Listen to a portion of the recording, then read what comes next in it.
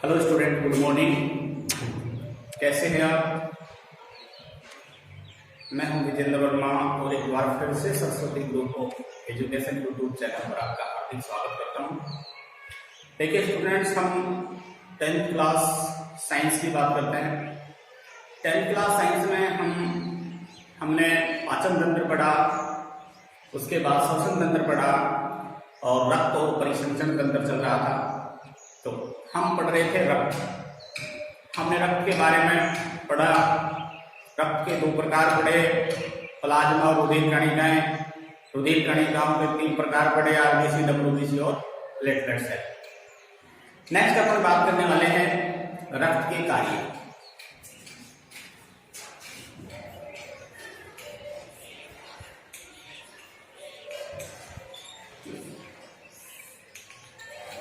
ये रक्त हमारे शरीर में क्या कार्य करता है, ये सब हम इसके अंतर्गत पढ़ने वाले हैं। प्राणियों के शरीर में रक्त एक महत्वपूर्ण ऊतक है जो निम्न कार्य संपादित करता है।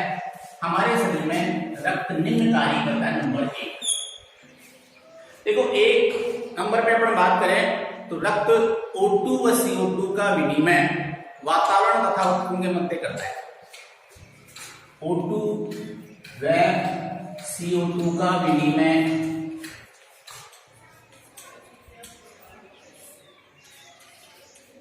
वातावरण तथा ऊतकों के मध्य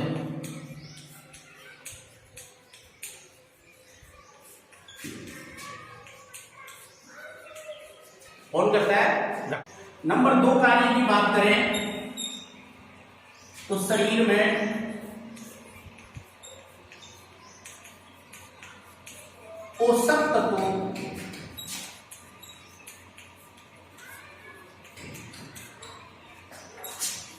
ऊतकों व अंगों तक पहुंचाता है।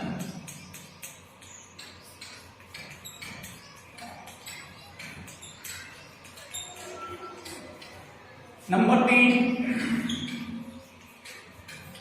शरीर का ताप नियंत्रित रखता है।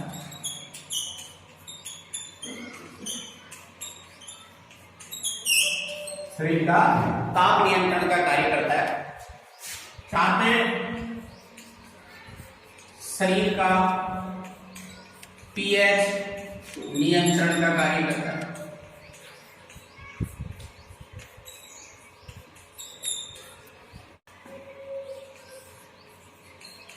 सभी उत्पादों को शरीर से बाहर निकालना। 6 नंबर, प्रतिरक्षा का कार्य करता है। और नेक्स्ट, हार्मोन को शरीर के जहां आवश्यकता होती है वहां तक पहुंचाने का कार्य कौन करता है? रक्त ही करता है। हार्मोन को आवश्यकता अनुसार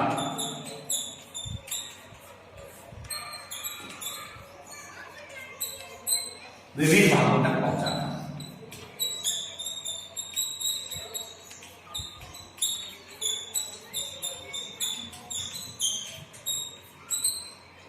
ये सारे कार्य कौन करता है? रक्त करता है। देखिए स्टूडेंट्स, हम पढ़ रहे हैं रक्त के कार्य। तो नंबर 1 कार्य है कि O2 व CO2 का विनिमय।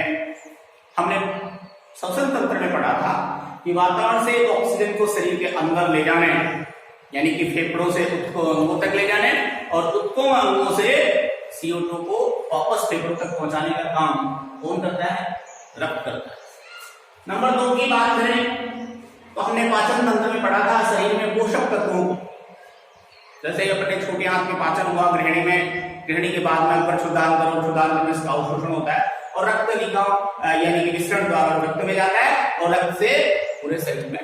तो ये रक्त क्या करता है? शरीर में पोषक तत्वों को ऊतकों अंगों तक पहुंचाता है। नंबर 3, शरीर का ताप नियंत्रण का कार्य भी रक्त करता है। स्टूडेंट्स, हमारा जो हम जो मनुष्य जो प्राणी है वो समतापी है और हमारे शरीर का तापमान फिक्स होता है 37 डिग्री सेल्सियस। नियत तापी प्राणी है हम। तो ये शरीर का ताप नियंत्रण का काम भी कौन करता है? रक्त ही करता है। और नेक्स्ट बात करते हैं शरीर का पीएच नियंत्रण का कार्य। हमने पीएच पढ़ी थी। हाइड्रोजन आयन की सांद्रता मापने के यंत्र को क्या कहते हैं? पीएच स्केल कहते हैं। हाइड्रोजन आयन की सांद्रता मापने के यंत्र को पीएच स्केल कहते हैं। तो ये अम्लीय और क्षारीय हमारे शरीर में जो रक्त है उसका पीएच होता है 7.4, हमने पहले पढ़ा। और वो एक बफर विलयन है, उसकी पीएच कम या अधिक नहीं होती है, नियत होती है। तो शरीर का पीएच नियंत्रण का काम भी कौन करता है? रक्त करता है। और शरीर में उत्पन्न अपशिष्ट पदार्थों को, उत्सर्जित पदार्थों को बाहर मुक्त करने का कार्य भी रक्त ही करता है। और रक्त हमने पढ़ा था पिछले क्लास में, पिछले वीडियो में, कि ये जो रक्त है ये क्या करता है? प्रतिरक्षा का कार्य करता है। इसमें WBC, ठीक है। और लास्ट हार्मोन को आवश्यकता अनुसार, क्योंकि हमने 2 ग्रंथियां, वैसे नेक्स्ट आगे भी आएगा कि अंतःस्रावी और बहिःस्रावी ग्रंथि। अंतःस्रावी ग्रंथियां अपने स्राव को सीधे रक्त में छोड़ती हैं और जहां आवश्यकता होती है वहां पहुंचाने का काम कौन करता है? रक्त करता है। ओके, नेक्स्ट बात करते हैं अपन रक्त के प्रकार की। रक्त के प्रकार,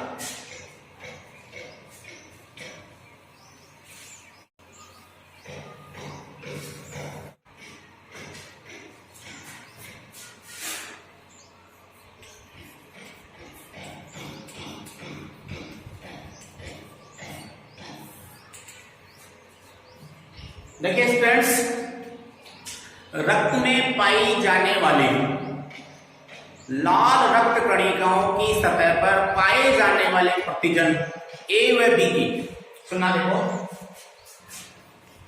रक्त में पाए जाने वाली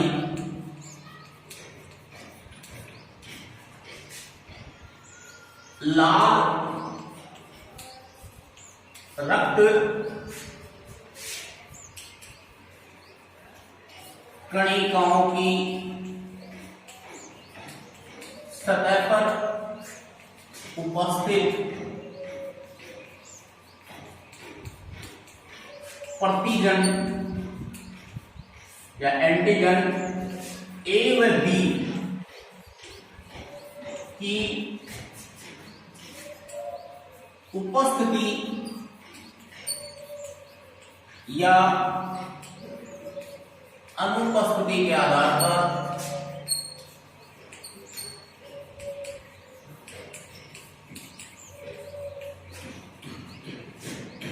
रक्त को 4 समूहों में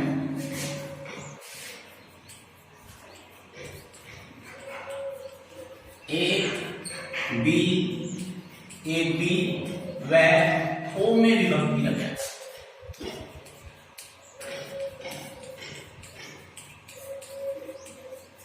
देखिए, रक्त में पाए जाने वाली आरबीसी लाल रुधिर कणिकाओं, लाल रक्त कणिकाओं की सतह पर एक एंटीजन पाया जाता है और वो एंटीजन है ए व बी।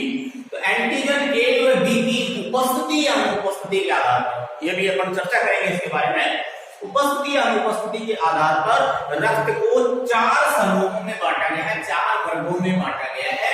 ये 4 रक्त समूह हैं और कौन से? ए बी और ओ, ठीक है। ए बी और ओ, 4 रक्त समूह। नेक्स्ट देखिए, ए रक्त समूह वाले, हम बात किसकी कर रहे हैं? ए रक्त समूह वाले व्यक्ति की लाल कणिकाओं की सतह पर, लाल रक्त कणिकाओं की सतह पर ए प्रतिजन, ए रक्त समूह वाले व्यक्ति की लाल ए प्रतिजन, जबकि बी रक्त, जिन व्यक्तियों में बी रक्त समूह होता है उनकी लाल कणिकाओं पर कौन सा प्रतिजन होता है? बी प्रतिजन होता है।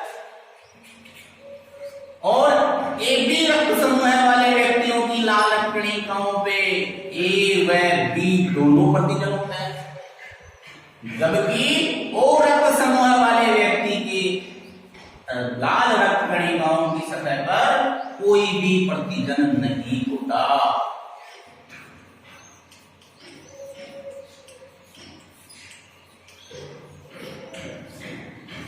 फिर से देखना कि मनुष्य में आरबीसी के ऊपर, आरबीसी की सतह पर उपस्थित प्रतिजन ए व बी की उपस्थिति या अनुपस्थिति के आधार पर रक्त को 4 समूहों में बांटा गया है। वो कौन कौन से हैं? ए बी और ओ।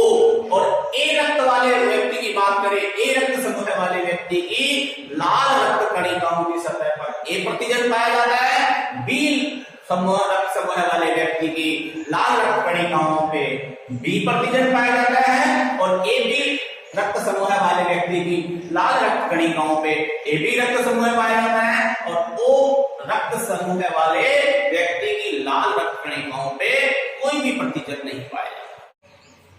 रक्त के इन समूह को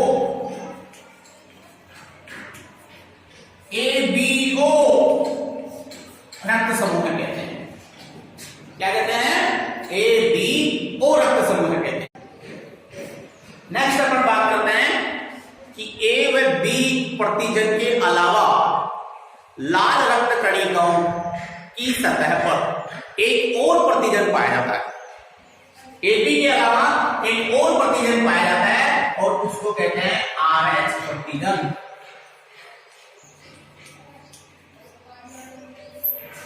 क्या कहते हैं? आरएच प्रतिजन। देखो, 2 प्रतिजन हुए हैं, ए व बी। तो रक्त की लाल रक्त कणिकाओं की सतह पर ए व बी प्रतिजन के अलावा एक और प्रतिजन पाया जाता है, जिसे आरएच प्रतिजन कहते हैं। जिन मनुष्यों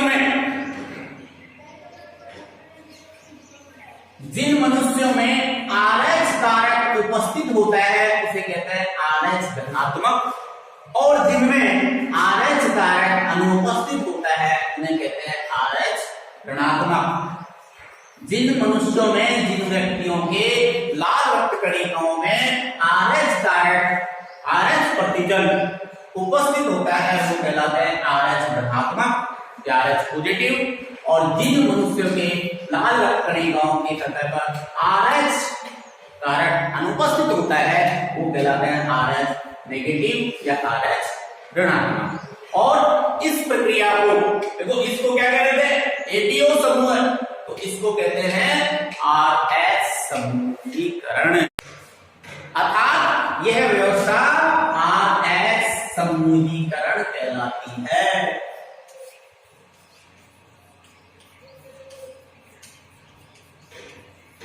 हमने 2 चीजें पढ़ी है, ए व बी प्रतिजन के आधार पर रक्त समूह 4 प्रकार के होते हैं, और आरएच प्रतिजन के आधार पर रक्त समूह 2 प्रकार का होता है, आरएच पॉजिटिव और आरएच नेगेटिव। इनको एक सारणी के माध्यम से मैं समझा देता हूं आपको।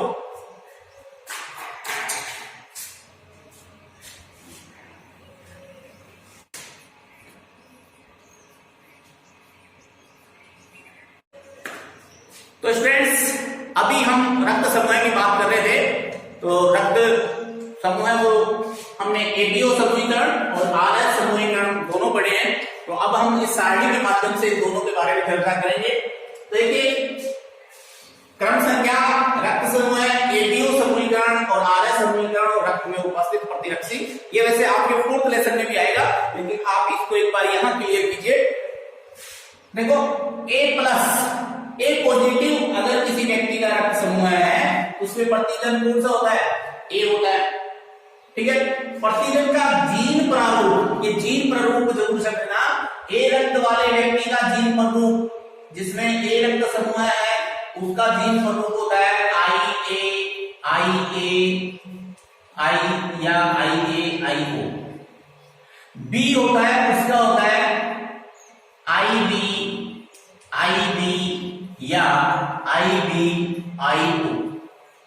और ए बी दोनों होते हैं तो उसका होता है आई ए आई बी।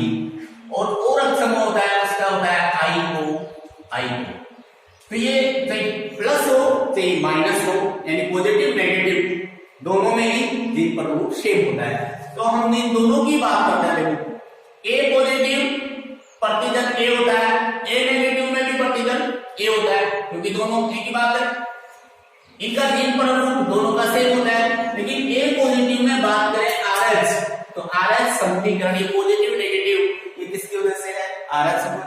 तो ए प्लस में आरएच कारक उपस्थित होता है और ए माइनस में ए नेगेटिव में आरएच कारक अनुपस्थित होता है। और ए रक्त समूह में प्रतिजन तो होता है ए और प्रतिरक्षी होता है बी।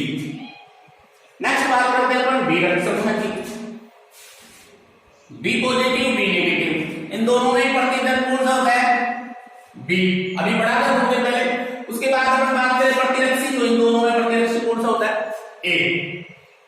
ठीक है ना, प्रतिजन ए प्रतिरक्षी B, प्रतिजन B प्रतिरक्षी A.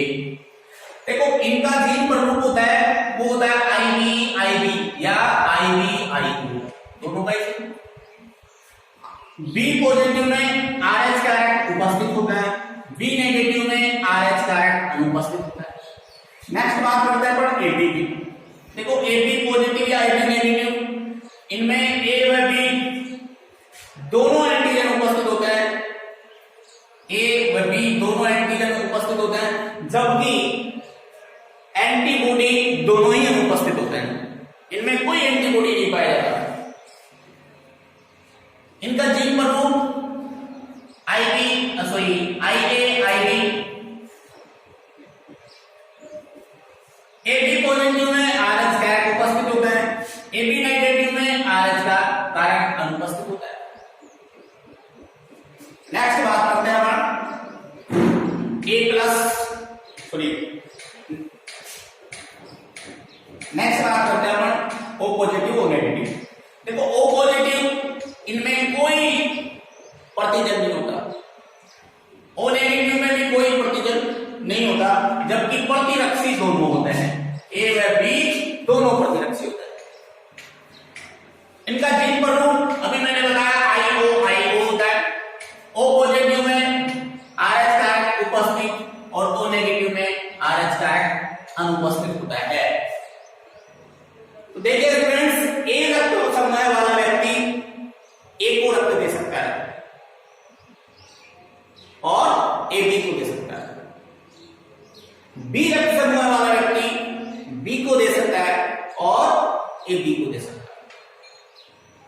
A B रक्त समूह वाला व्यक्ति ए बी को ही दे सकता है जबकि ओ रक्त समूह वाला व्यक्ति ए को भी दे सकता है, बी को भी दे सकता है और ए बी को भी दे सकता है। इस आधार पर हम कह सकते हैं कि सार्वत्रिक दाता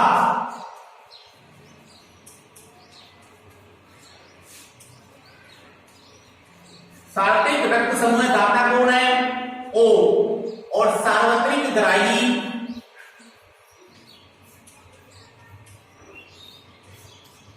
ए बी।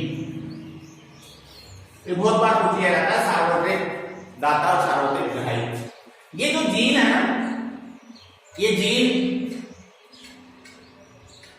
माता पिता और पुत्र या पुत्री इनमें से किसी दो का रक्त समूह दिया होता है। जैसे माता पिता पुत्र इन तीनों में से किसी दो का दिया होता है तो इनकी सहायता से हम जीन पर की सहायता से तीसरे का रक्त समूह निकाल सकते हैं जो हम नेक्स्ट फोर्थ लेसन में भी सीखेंगे और यहां भी आप प्रैक्टिस कर सकते हैं।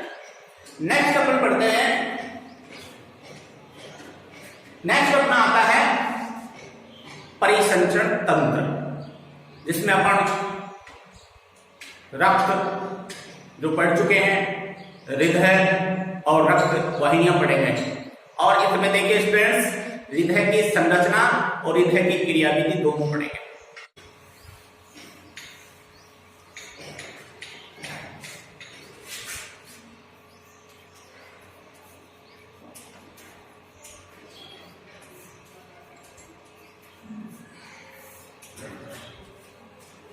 नेक्स्ट आता है परिसंचरण तंत्र। मनुष्यों में बंद प्रकार का परिसंचरण होता है। देखो परिसंचरण तंत्र दो प्रकार का होता है, खुले प्रकार का और बंद प्रकार का। तो मनुष्य में रक्त वाहिनियों में रहता है, इसलिए इसको कहते हैं बंद प्रकार का परिसंचरण तंत्र। तो मनुष्य में बंद प्रकार का परिसंचरण तंत्र पाया जाता है और यह तंत्र शरीर में गैसों, पचे हुए पोषक तत्वों, हार्मोन और उत्सर्जित पदार्थों का परिवहन करता है। इस परिसंचरण तंत्र में रक्त,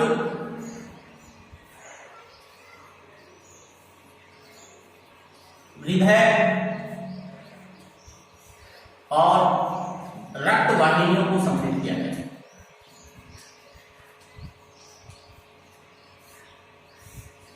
तो फ्रेंड्स, हम इस परिसंचरण के दौरान, परिसंचरण तंत्र के दौरान हम तीन चीजें पढ़ने वाले हैं, रक्त, हृदय और रक्त वाहिनियां।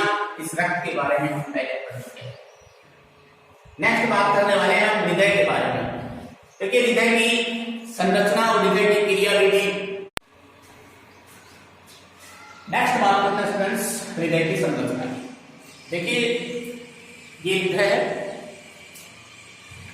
हृदय परिसंचरण तंत्र का केंद्र होता है।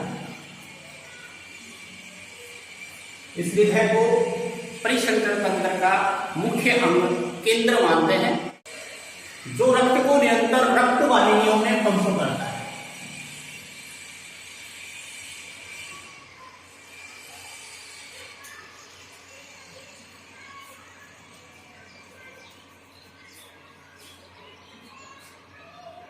हृदय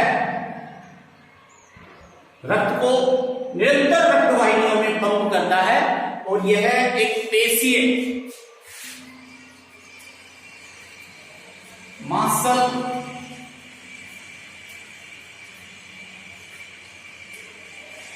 कोमल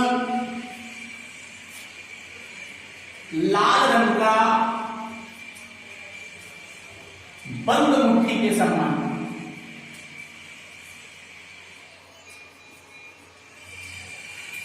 अंग है। हृदय परिसंचरण तंत्र का केंद्र होता है, जो लगातार रक्त को रक्त वाहिनियों में पंप करने का काम करता है। हृदय मांसल पेशीय कोमल और लाल रंग का बंद मुट्ठी के समान अंग है, जो दोहरे आवरण से घिरा होता है। ये जो हृदय है ये दोहरे आवरण से घिरा होता है और इस दोहरे आवरण को कहते हैं हृदय आवरण। क्या कहते हैं? हृदय आवरण। और इस हृदय आवरण, दो आवरणों के बीच में एक द्रव्य भरा होता है, इसे कहते हैं हृदय आवरणीय द्रव्य। ये हृदय आवरणीय द्रव्य इस हृदय की बाह्य आघातों से सुरक्षा करता है। बाह्य आघातों से सुरक्षा करने का काम कौन करता है? हृदय आवरणीय द्रव्य। हृदय कितने आवरणों से घिरे होता है? दो आवरणों से। और इन आवरणों को क्या कहते हैं? हृदय आवरण। क्या कहते हैं? हृदय आवरण कहते हैं। हृदय में 4 कोष्ठ होते हैं या कक्ष होते हैं।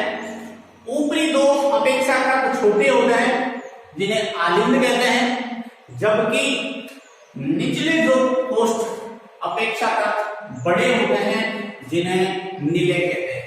ऊपर के 2 कोष्ठ कहलाते हैं आलिंद और नीचे के 2 कोष्ठ क्या कहलाते हैं? निलय कहलाते हैं। अतः हृदय को 2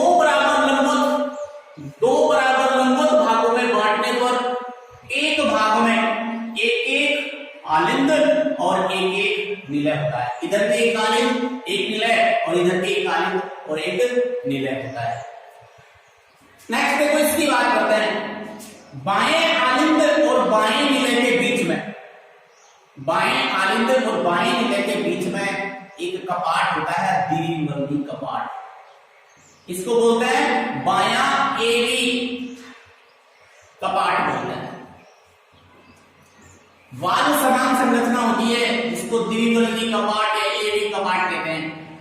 जबकि दाएं आलिंद और निलय के बीच में भी एक कपाट होता है, वो त्रिवल्ली कपाट। कौन सा होता है? त्रिवल्ली कपाट।